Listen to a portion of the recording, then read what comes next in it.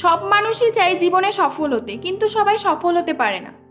আজ আমরা এপিজে আব্দুল কালাম স্যারের সফলতার 10টি উক্তি সম্পর্কে জানবো। তো ভিডিওটি শুরু করার আগে তুমি যদি আমাদের চ্যানেলে নতুন হও তাহলে অবশ্যই চ্যানেলটি সাবস্ক্রাইব করে নিও।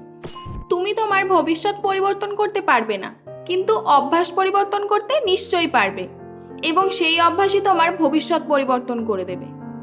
স্বপ্ন সেটা নয় যেটা তুমি ঘুমিয়ে ঘুমিয়ে দেখো, স্বপ্ন হলো সেটাই যা পূরণের অদম্য ইচ্ছা তোমায় ঘুমাতে দেবে না। অভিজ্ঞতা, এই জিনিসটা কেউ কাউকে শেখাতে পারে না।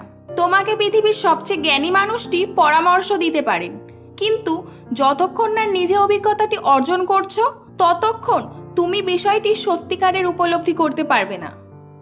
যে অন্যদের জানে সে শিক্ষিত, কিন্তু প্রকৃত জ্ঞানী হলো সেই ব্যক্তি যে নিজেকে জানে। জ্ঞান ছাড়া শিক্ষা কোনো কাজেই আসে না। জীবন আর সময় হলো পৃথিবীর শ্রেষ্ঠ শিক্ষক।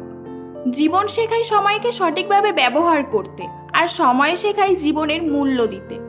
তোমার স্বপ্ন আর তোমার মাঝে দাঁড়িয়ে আছে কেবল একটিই জিনিস, সেটি হচ্ছে অজুহাত। যে মুহূর্ত থেকে তুমি নিজেকে অজুহাত দেখানো বন্ধ করে কাজ শুরু করবে, সেই মুহূর্ত থেকে তোমার স্বপ্ন আর স্বপ্ন থাকবে না, সেটি বাস্তবে রূপ নিতে শুরু করবে। সফলতার গল্প পড়ো না, কারণ তা থেকে তুমি শুধু বার্তা পাবে। ব্যর্থতার গল্প পড়ো, সফল হওয়ার কিছু ধারণা পাবে।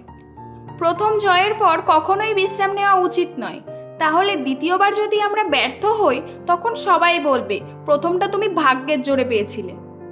যদি তুমি ব্যর্থ হও অর্থাৎ ফেল করো, তাহলে মোটেও হাল ছেড়ে দিও না, কারণ ফেল শব্দটার একটা অন্য মানে আছে, ফার্স্ট অ্যাটেম্প্ট ইন লার্নিং, অর্থাৎ শিক্ষার প্রথম ধাপ।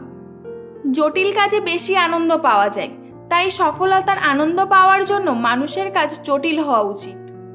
জীবনে সবকিছু একবার হলেও চেষ্টা করে দেখা উচিত।